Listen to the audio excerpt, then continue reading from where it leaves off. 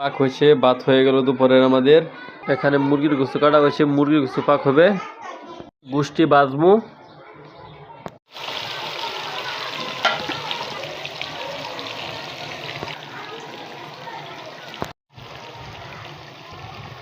মুরগির গোশত ভাজা হইতেছে।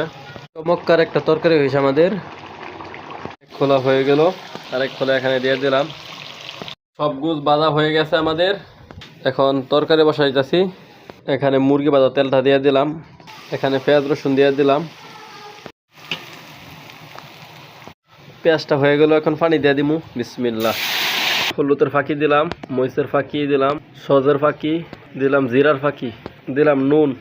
এখানে কয়টা গরম মশলা দিলাম, খালগোড়া, এলাচ, লং, তেজপাতা। কষানো হয়ে গেছে। এখন চমৎকার একটা কালার আসে, তরকারিটা সুন্দর মতন কষানো হয়েছে।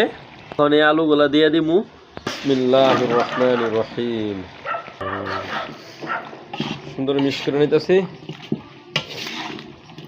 দেখেন কালারটা ভালো হয়েছে, চমৎকার কালার। চমৎকার একটা তরকারি হয়ে গেছে আমাদের, কমপ্লিট।